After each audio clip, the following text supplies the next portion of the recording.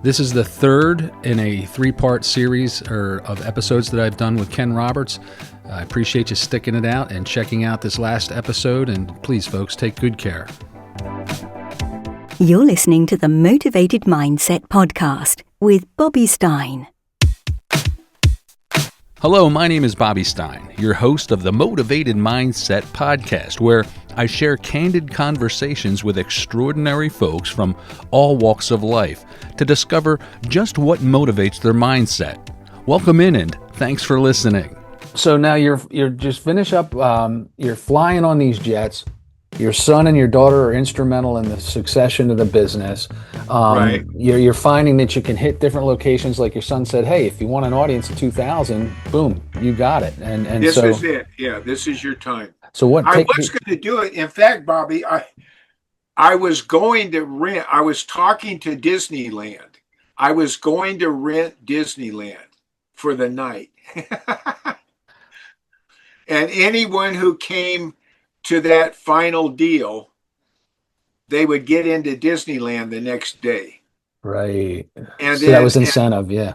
Yeah, and then it turned out it was $250,000 to rent Disneyland for the night, which would have been incredible because they would have, specialized it to us. Like it would say, customized it, yeah. Course members or whatever, whatever we wanted. What would have been neat would have been to do a cruise too. You could do stuff like that. You have a captive audience, and that would have been the carrot at the cherry on the top of the. That's right. I never pursued cruises. I just chickened out with Disneyland. Laying out $250,000 and that's back in 1999, 2000 or whatever it was, right? Yeah. So go figure. Right. Probably close to $500,000 these days. Yeah. I'm sure it is. So you take all that out from the world's most, your commodity training, you're teaching the courses, there's different escalators involved. Your son's instrumental with fine-tuning the matrix to dial in and hone in on the proper ear to hear the message. You capitalize on that kind of stuff. What brings you back from the West Coast to your motherland, so to speak, where mom and dad were raised? So we had built up, we were at our height. The FTC came in. I sold the company in 2006. Okay. And then, I was retired, and it was sad because I loved every part of that business, but we just could not keep going. I don't want to leave you with the idea we were shut down or fined or anything like that. We were not. But they just made it so that our sales pieces would not work anymore. Cumbersome. Yeah, too much. Yeah. So, in fact, it was such a disclaimer that we had to put in there. In Canada, it increased response. They are so used to the thumb of government being on them. The mandates they liked it better, but there weren't enough of our kind of people to send to in Canada. So that was interesting, though, to find out. So did you have different facilitators for your classes? No, it was me. So you were the one trick pony, the one arm paper hanger, right? Yeah. And then, like I said, my daughter would teach, and then I would do the high level ones. So basically my daughter and me. Gotcha. Yeah. And what's your daughter's name? Nikki. Who was the gal that on one of the going...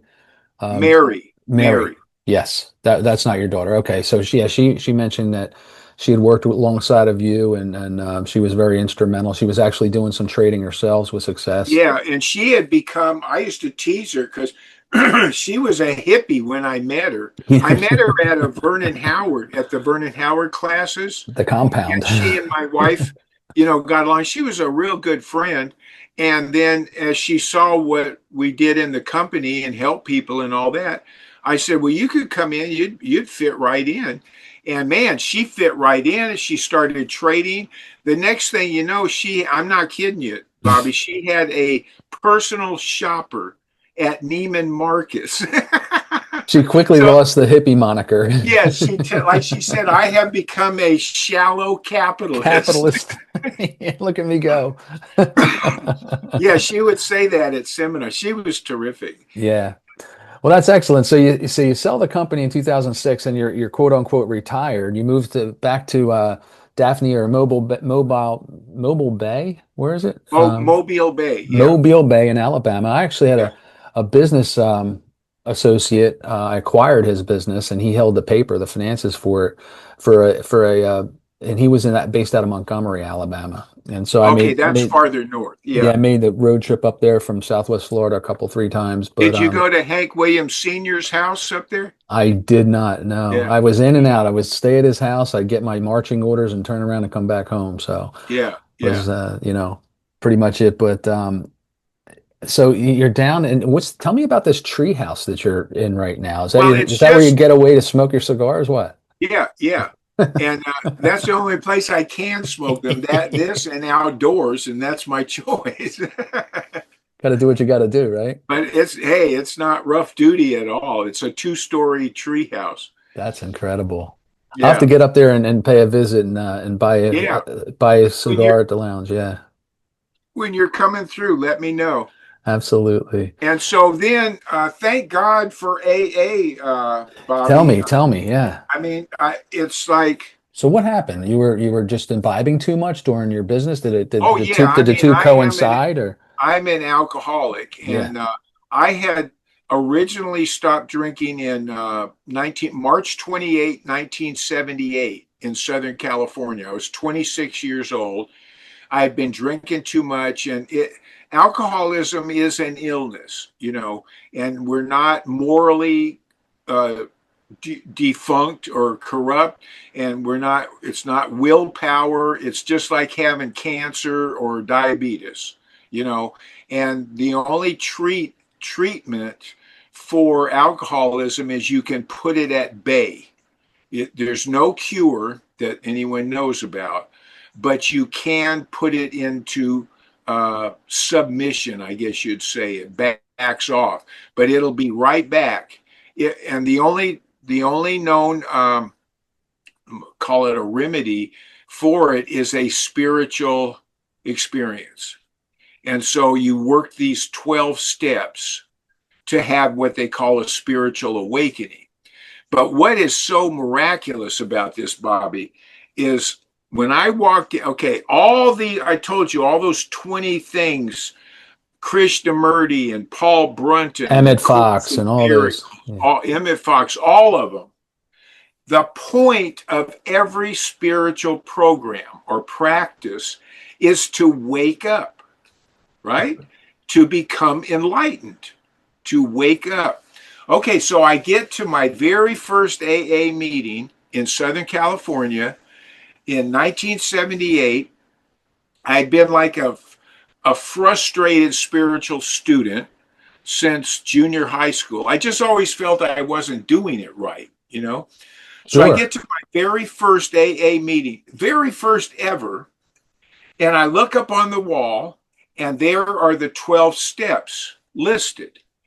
And step 12, the final step, says, having had a spiritual awakening as the result of these steps. And it was like I got hit in the Mind thing. It blown. was like, what?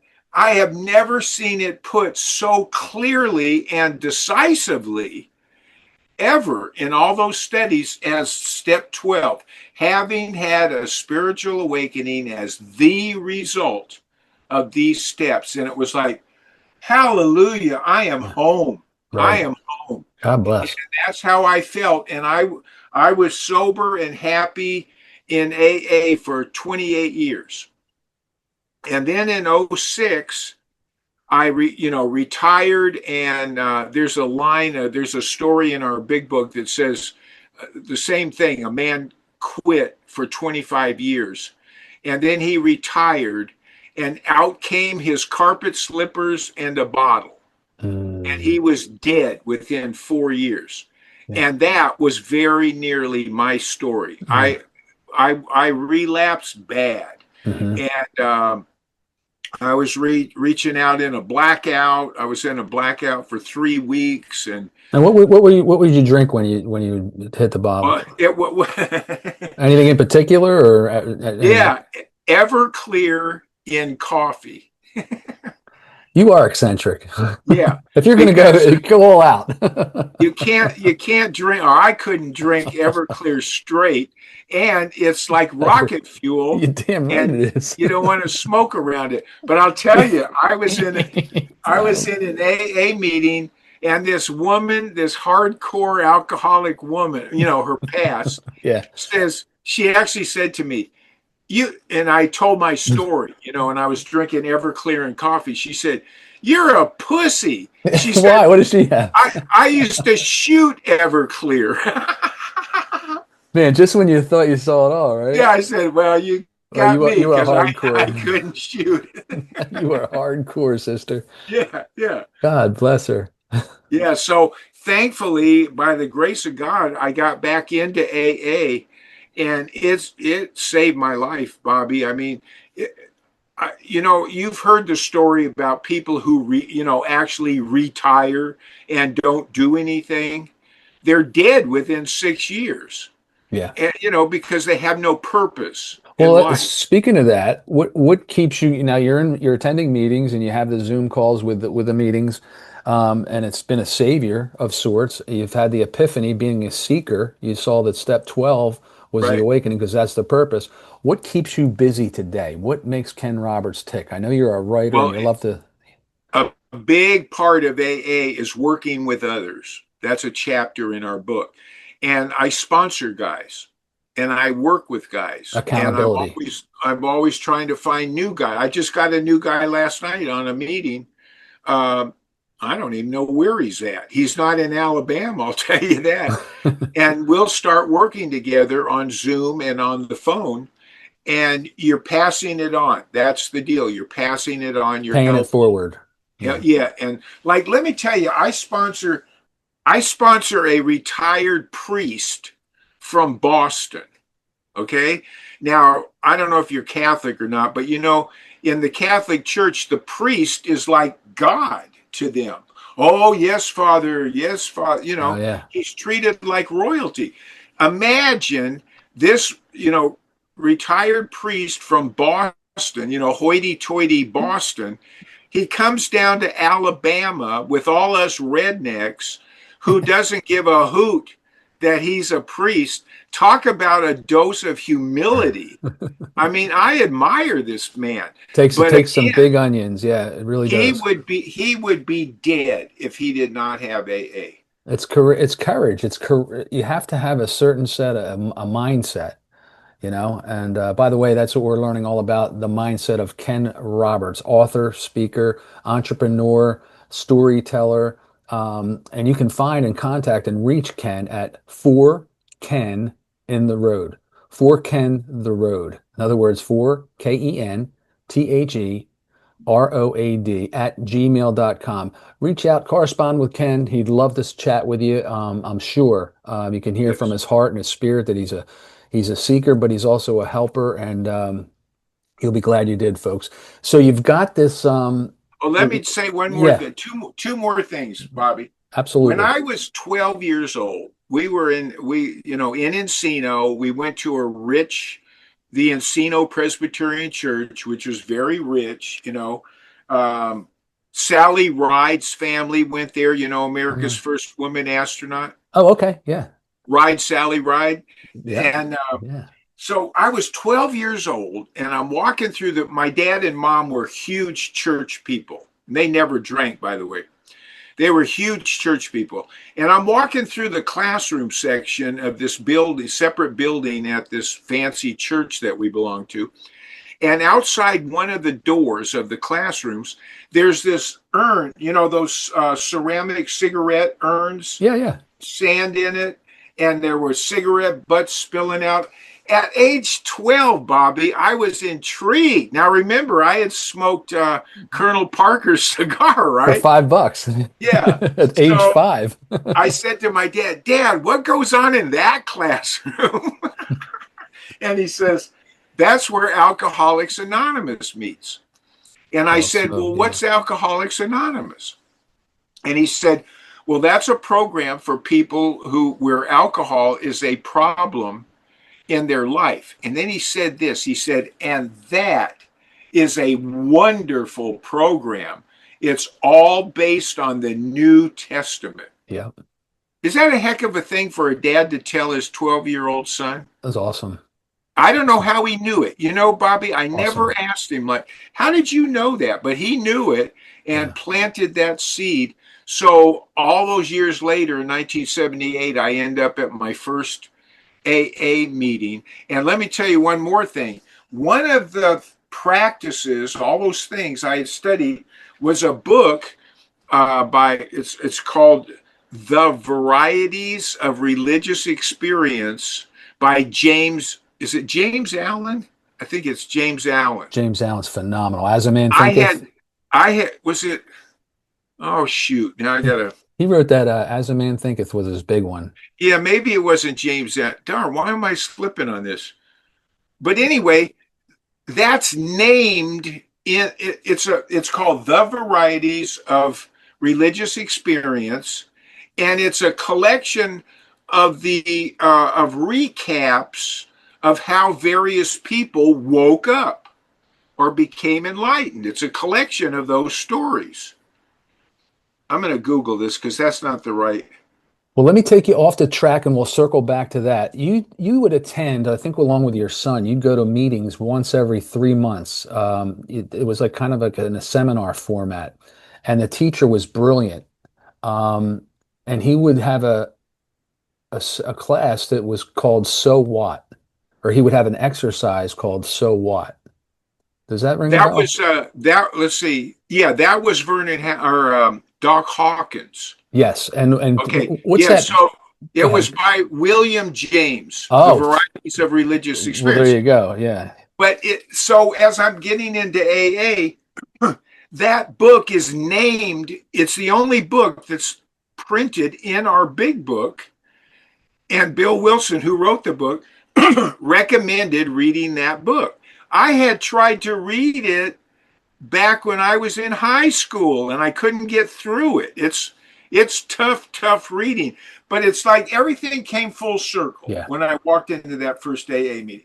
Yeah, so along these paths, I find through a man who worked for me in Grants Pass, he and his wife had learned of Doc Hawkins, Dr. David R. Hawkins, Hawkins. And it took him a long time to tell me about it. And I said, Jack, why didn't you tell me about this guy? So he gave a seminar every other month in Sedona, Arizona.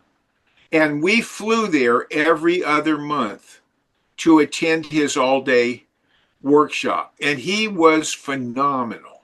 And that's the so what. I You would like know, you to just elaborate on that, what that means to you, and to well, show that when you're saying, "Oh my God," whatever the problem is, oh, well, this may not turn out the way I wanted to. Well, so what? Well, then I'll lose all my money. Well, so what? Well, then I won't have a house to live in. Well, so what? Well, I'll end up under a bridge in the gutter. Well, so what? And you carry it. He was the head of the Psychiatric Association in America, I did not know that. and that was one of his exercises. And it'll shake you up, Bobby. If you try that, it'll Well, shake you up. I've practiced it since I've heard it from you, and at the end of the day, it says, "Then I'll die." Yeah, So it what? always ends with, "Well, then I'll die." Well, so what? Right. Now, you would also mention the fact that he said that you would go into this meeting and he would exclaim at the outset, "Look, if you don't have anything, any other takeaway from this meeting, don't be afraid of dying." Something to that Yeah, effect. he would say it's safe to die. All right. So how did that impact you? And how did he have an assurance of that? Well, he had been there. I mean, I guess the things he would say, he had been there. And I'll tell you now, every week I watch one or several of these near-death experience. That's where I was going with this. Yeah, The NDEs, yeah, and and that that's movie. one thing you could say about all of those. It's safe to die. That's You where I know, was the only going with it. thing Yeah. like the man who wrote, oh, oh, now I can't think of his name. He's the man who started all this in Moody, the Moody, wasn't it Moody? Moody, Dr. Raymond Dr. Moody. Raymond, He's still alive. not. Oh, is he still alive? He's still alive, and you can find interviews with him. I And love it. he I've just, watched them, and I watched these NDEs, and they're so comforting. yes, you're home. It's You amazing. and but the one thing I agree with him, or he agrees with me, is the last interview I saw of him. He said, "You know, I'm not afraid of dying. I just don't want to suffer on the way there." Well, And I agree. Woody Allen said, the actor director, he said, "I'm not afraid of dying. I just don't want to be there when it happens." Yeah, right, right. I don't want to suffer, 'cause, Yeah, we've all lost family members and friends that have had, arduous roads to the end, and it's right. just no fun. Yeah, I want to go, with my wife on a flight to Tahiti or something, and whatever. But yeah, I always thought that exercise that he put you through, Dr. David Hawkins, was very intriguing because it deduces everything down to, and that's to death, and that I think is the ultimate fear or the ultimate driver of what motivates us or doesn't motivate us, because Yes. you're afraid of public speaking, you're afraid of whatever it might be. um, it's just could be totally, that's the end all to be all. But when you have It's the a solution at the end of it, like an NDE or something, or if you have a faith in the Lord or yeah. God, or, I think that really takes everything off the table at that point. You just don't want to suffer naturally. Well, it's like we say in AA, the ego is our, they say Doesn't your want to die. ego is not your amigo, right? And I like it does not want to die. And that is the bottom line of fear. Of the ego is driven by fear, and it does not want to end. It Yep. doesn't want to end. And Doc Hawkins used to talk about that a lot. Yeah. But he would say, do not vilify the ego, because like Jesus said, resist not evil, because if you resist something, You're going to you get a pushback. you Yep. perpetuate it, right? And so if someone's attacking you, and Vernon Howard used to talk about this, he would say, don't be a wall that they can bounce off of. They're just looking for the juice. That's how Doc Hawkins would say it. They want that juice of fighting with you. So don't give them the wall to bounce off of, and then they have nothing. They're left with themselves. That's how Vernon Howard used to say it. So Doc Hawkins would say, do not vilify your ego, because that just makes it stronger. You understand it out of existence. Now, I don't think I'll ever get to that point, but he had a little white teddy bear up on his desk with him on the stage, and he named it Ego. And he would say, Ego would say, you son of a bitch, I'm going to get you. And he goes, that's what ego does. That's right. And you understand it. Bruce Lee would talk about that non-resistance, be like water and flow, and Yes. because you're right, whatever you resist persists. Yes. Um, That's correct. yeah, I just find that so intriguing and so But fascinating. like Doc Hawkins would say this, he would say, the world has been at war 97% of its history. And then he said, there will never be peace on earth. For what would the point be? We would be floating around like moonbeams. Like, what's the point of that? What the point of life on earth is to learn and to grow. And that's what all those NDE experiences tell you. That you've heard about the life review. See, the life review is the one thing. Now they say during that life review, Ken, that you don't get judged per se. You're judging yourself. But I Yes, mean, I correct. mean, so many of them say, I hurt this individual, and you're actually experiencing the hurt that you caused through the other individual, and it Yeah. blows you away. And So think what Hitler went through. oh my gosh, Yeah, and that's because exactly what I it, thought it about. goes to his victim and their family and theirs, and Oh, it's how could you endure that? But they say in these near-death experiences, you go, "Oh my God, can I ever be forgiven?" They say it's not about that. What did you learn? that's the theme that runs through it all Yes. concurrently. I totally And agree. Vernon Howard said, life is not a race to win, it's a school for our higher education. Vernon, that's a great saying, by the way. I try to read his stuff and watch his stuff, and I find it much like you found that, William James arduous. I Yes. mean, I really got to get into the right frame of mind to really absorb it and take Well, it you all in. kind of find the teacher that resonates with you. Yeah. It's like the I love the concept of sympathetic strings. If you go Oh, yeah, into a yeah. music store with guitars and violins and all that, and you go, the sympathetic strings will start ringing, the ones that relate to your tone. And I think that's how teachers are.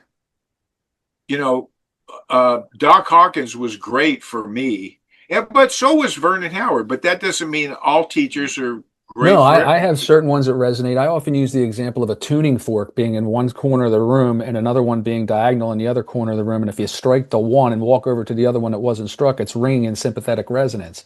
Right. So our frequency and our vibration, yeah, I Yes. definitely hear that. He's a little tough. Sometimes I can get him, but there's so many fantastic authors, Ken, that just, and you're a big reader. I know that you quote and you glean a lot from Longfellow and from Emerson and Mark Twain, all these people. Yeah. You still an avid reader?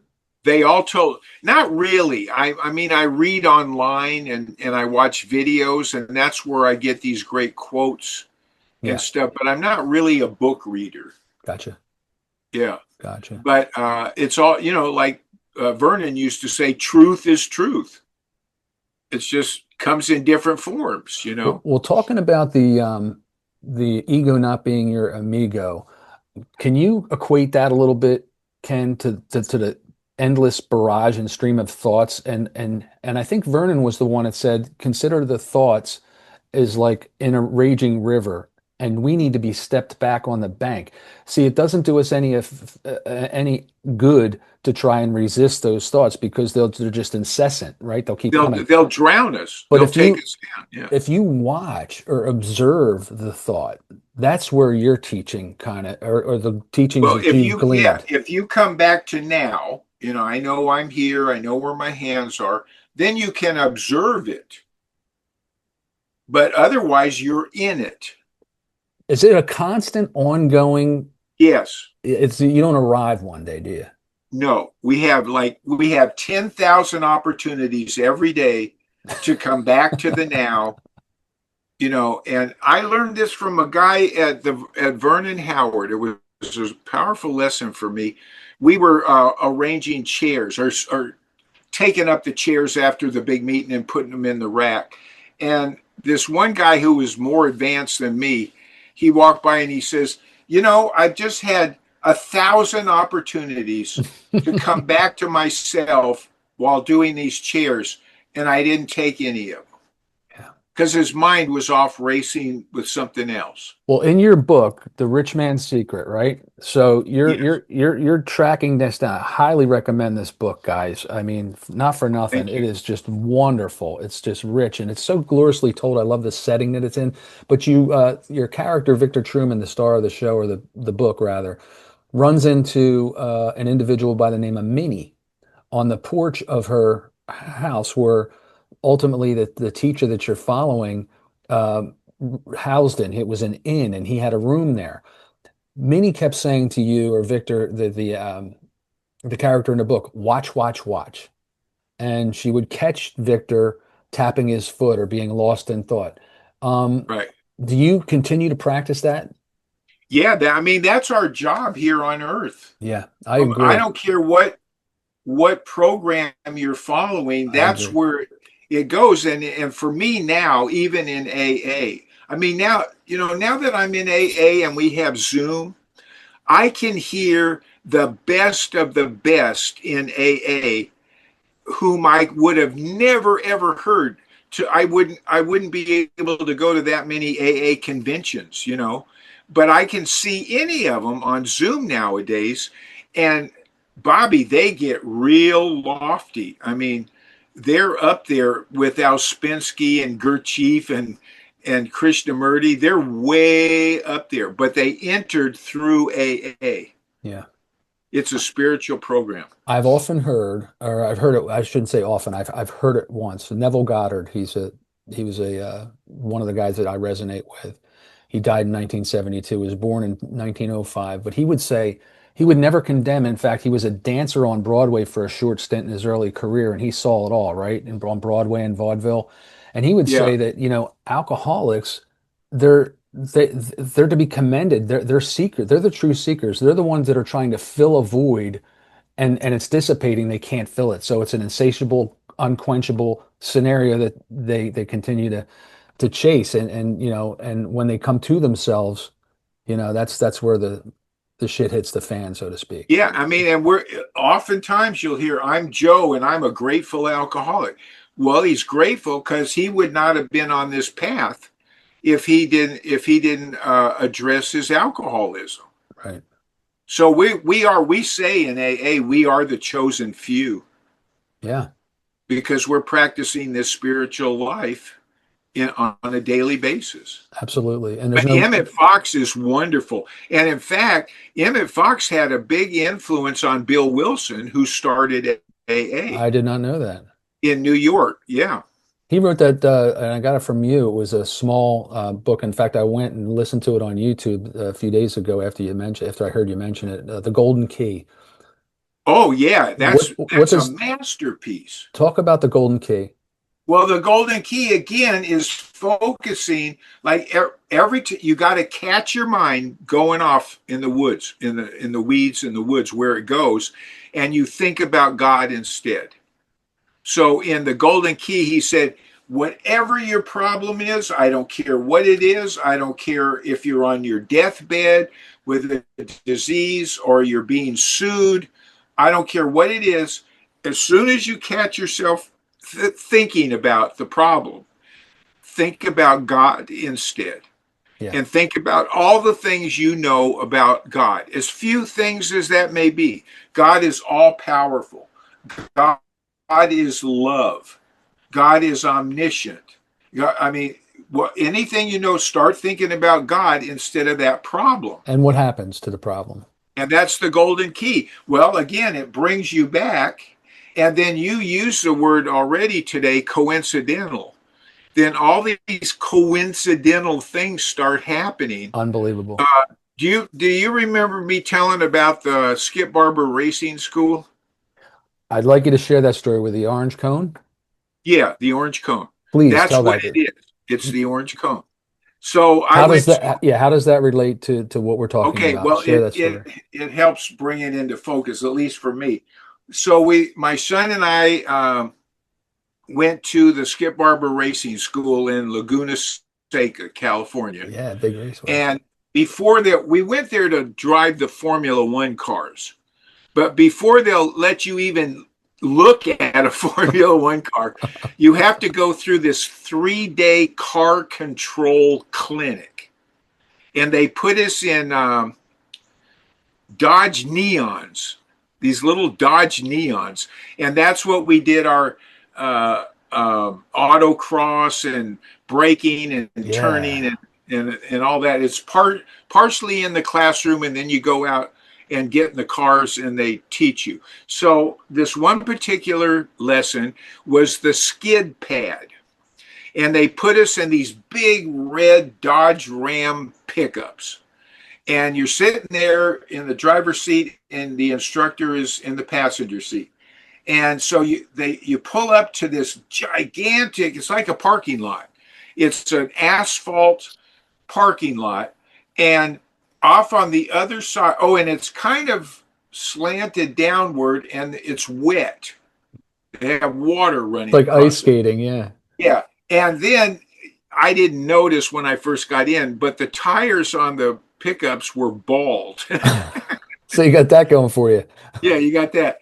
And on the other side of this parking lot is an orange traffic cone. And he said, and it was a shift. And he'd say, okay, I want you to, head for the orange cone, get up to 40 miles an hour, and then put the truck in a spin. Okay, so you know how you put a truck in a spin? You steer first and then hit the brake. And when you hit that brake, you're going to start spinning. Mm-hmm. So they had already taught us that, how to get in a spin and how to recover from a spin. And to recover, they call it all out. You don't touch anything. You foot off the gas, nothing. You take your hand off the wheel and you let the car straighten out. Okay. So here we go. 40 miles an hour. You put the truck in a spin. You start spinning and you hit the cone. You nail the cone. And it's just this little traffic cone in this gigantic parking lot. And so I'd say, wait, let me try it again. Okay, so you go back and you try, because it's embarrassing, and you try it again and you hit the cone. And then I guess we did it 3 times. And I actually remember getting kind of frustrated, hitting the steering. What the heck is going on? And he said, do you want to know what you're doing wrong? You go, yeah, please. You're looking at the cone. Well, yeah, because I don't want to hit it. And then you realize that's the problem. See? And you've heard about, there'll be one car on the road all by itself, and it'll hit the telephone pole. Yeah. That's why, because the driver was looking at the telephone pole because he didn't want to hit it. So this is all counterintuitive stuff. Yeah. And that's the beauty of this car control clinic. You've got to train your mind on how to do this properly. So I said, well, where do I look?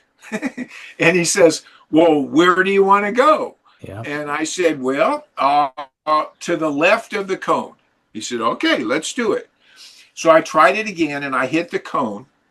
And I said, okay, wait. And I tried it again. And this time I went to the left of the cone. Yeah. I said, okay, now I'm going to go to the right of the cone. And you learn to train. I mean, I remember at one point I pushed my face because it was nailed on the cone. And it was like, don't look there. Right. And that's the lesson. And man, before that exercise was over, I could dance around that cone. I could put it on the other side of it, stop in front of it, to the right, to the left. I mean, that truck was dancing by the time I learned that.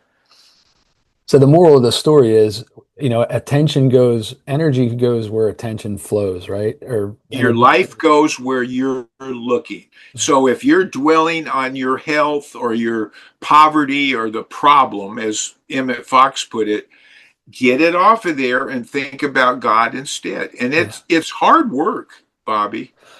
It's not for the faint of heart. No, it isn't. Those thoughts, like I said earlier, they come so fast and furious, Ken, that they're hypnotic, and yes. we get involved. We get yes. mesmerized. Yes, literally, and we can, and the more you become aware of it, it's like there's more opportunity to practice it. And I think mindfulness and being in the moment. I can just drive down the road, Ken, with all good intentions. Somebody will cut me off, and my immediate reaction is to, and I really have to be thoughtful. Now, I notice that when I'm not thinking of that, life goes on, and it's just as good. But I can, whatever you get into, gets into you. Yeah, that's good. That's good. Right. So, I mean, it's so true. Yeah, but everyone's got that. Most of us have that driving thing. But Emmett Fox said something: "What you bless blesses you. What you curse curses you." So instead of driving and even though I don't give the finger or yell out the window or anything, in the car, I'm going, you son of a bitch, what are you, stupid? I mean, that's not healthy. No, So it's I started going, not. bless them, bless him. I don't know, maybe he's rushing his wife to the hospital. I You don't never know what know. his deal You is, never know. and who am I? So bless him, bless you, just back off, don't. That's the main thing they taught us at Skip Barber. Do not tailgate. Yeah.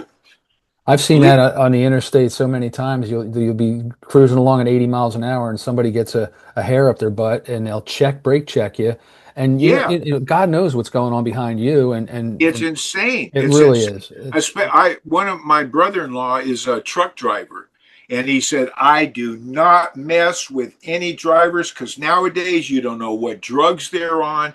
If they're going to get out and pull a shotgun out, They you got have, the cell phones. Well, they yeah, have he said, just back it off. down here, Ken. They have a stand your ground. It's a stand your ground state. So that, as an example, there was a youngster on a motorcycle and he was driving along locally here, and this truck cuts him off. Well, he gets his motorcycle around, he goes, parks in front of him so the guy can't get out of the way, gets off his bike, takes his helmet off, and now he's standing his ground, right? The guy in the pickup truck pulled a Yeah. gun and killed him. And he was righteous. He got off the charge because he was in fact standing his Yeah, ground. but So you never know who you're. you don't want to kill anyone, Oh, even but though he, uh, even though he was right, it was that heated and that Yeah, crazy, and to your point, you never know what's going. To your brother-in-law's point, you never know what's going on that's right. behind somebody's eyeballs. But Yes. well, I was going to ask you, and I'll ask you the next time.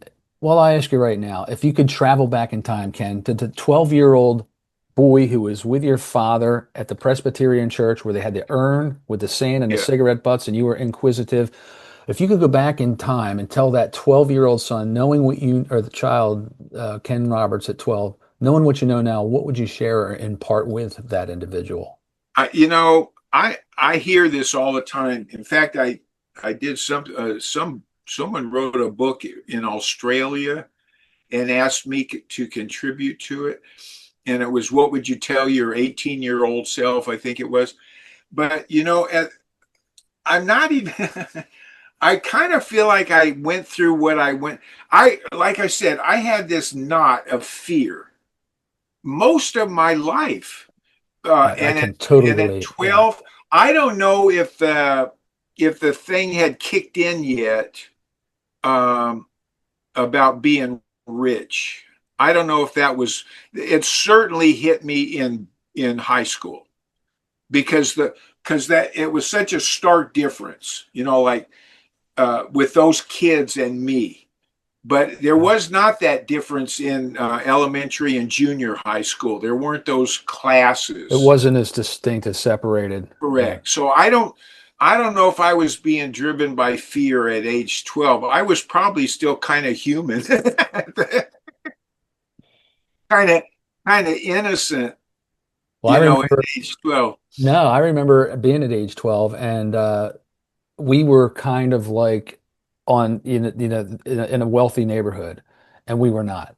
And my parents had divorced and remarried, and I'm living with mom and then going with dad. And I remember seeing the kids down the street with the Converse All-Stars and the Levi's jeans and Yeah, all this stuff. And I'm raking leaves, I'm shoveling snow, I'm cutting lawns, I'm doing everything to do just what you said, right? So that I could keep yeah, up with the Joneses. yeah, It's yeah, crazy. But I think that fear that I think that's ever present until we acknowledge it and look at it like as the torrent stream of thoughts and really call it out for what it is. I think yeah. In the Bible it says some 364 times, be afraid not, fear not, fear not, fear not, fear not. Right. I mean, what does that tell you, right? Yeah, absolutely. And the Bible is a great psychological book. I mean, I don't care what anyone thinks religiously. That's an incredible book. Absolutely. It really So is. I don't know what I would tell him that, except maybe everything's going to work out okay. There you go. But I got to tell you a story though. Okay, your wife might want to listen to this. So at the Encino Presbyterian Church, Sally Ride went there. She was in my Sunday school class, and her dad, Dr. Dale Ride, and he was a PhD, he was an ass. but that was her dad. Truth so be told. I had a crush on Sally Ride. She was gorgeous. She played tennis and she was smart, and I had a real crush on Sally. But she never would like pay me any attention. She wasn't rude or anything like that, but she just wouldn't pay me any attention. So in my little, whatever it was, 15-year-old brain or whatever, I thought, I am going to be the best student in this Sunday school class.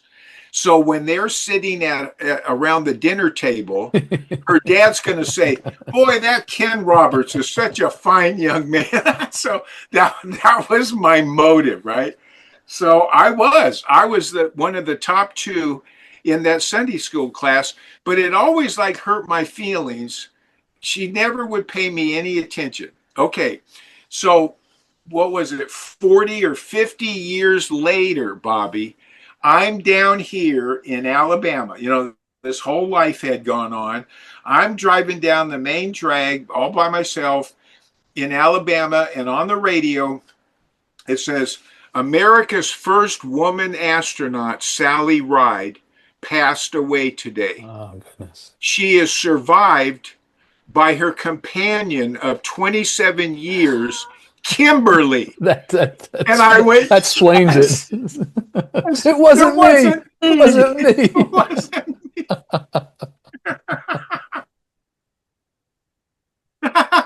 That's good stuff. Talk about coming full circle. That's right, man. Well, folks, that's a wrap, folks, for this episode of the Motivated Mindset Podcast. And you have learned what all motivates the mindset of Ken Roberts, and he's going to be joining us again for follow-up interviews. I am certain of that. And you can email Ken at the number 4, KENTHEROAD, Ken for the road at gmail.com. He'll be sure to get back to you as he did me. He's been very gracious with his time once again. And until next time, I am your host, Bobby Stein. And for Ken Roberts, I'm asking you, thanks for your eyeballs. Thanks for your ear holes. And please take good care. And as Ken would say, onward and upward. And upward, absolutely. Thank you, this? Bobby. All right. Ken, I'll be in touch real soon, my friend. Real good. Thank you, Bobby. I sure appreciate it. Back at you, man. All good. You've been listening to another episode of the Motivated Mindset Podcast with your host, Bobby Stein.